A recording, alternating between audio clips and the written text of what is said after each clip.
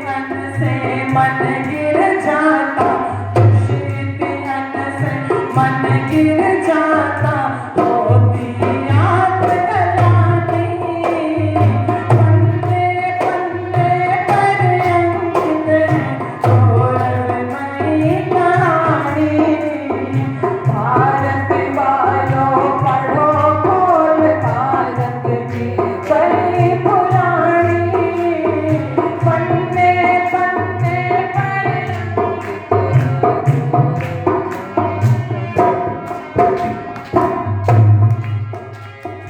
संध्या विहीन नहीं कोई इंसान मिलेगा मदिरा मांस का सेवन करता ना शैतान मिलेगा मदिरा मांस का सेवन करता ना शैतान मिलेगा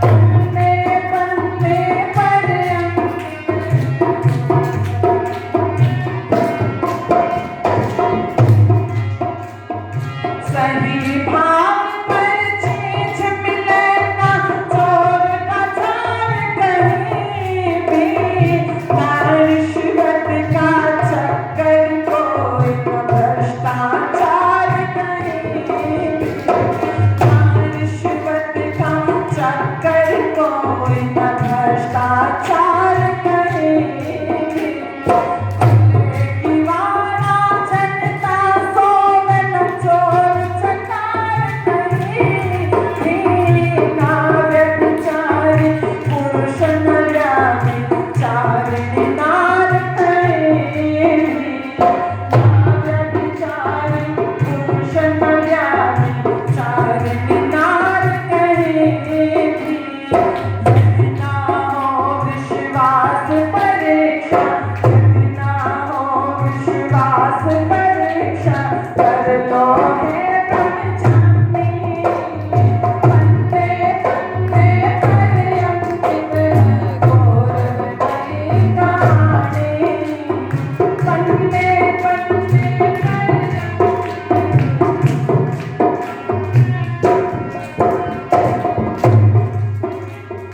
सारे राज का दावा कर लिपटे उत्तर मैंने कहीं यत्र तत्र सर्वत्र नहीं मेरे राज में दोष नहीं यत्र तत्र सर्वत्र नहीं मेरे राज में दोष नहीं अनुसार चल रहा मुनीवर शासन तेरा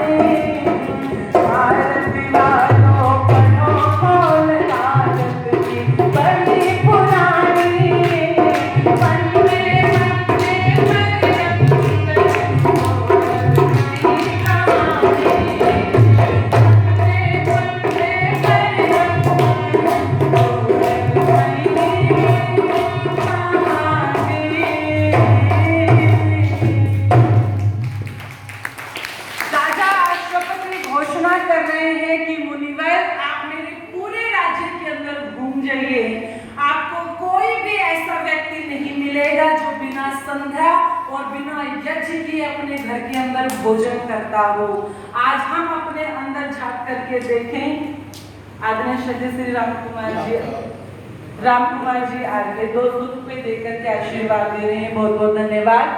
आज हम अपने अंदर झांक करके देखें, क्या हम बिना संध्या और बिना यज्ञ के भोजन करें? क्या हमारे घर का ये रूल है? जो संध्या और यज्ञ को ना जानते हो, क्या वो अपने बच्चों को ये भी कहते हैं बेटा भोजन करने से पहले गायत्री मंत्र बोलो? कहती है कोई नहीं कहता।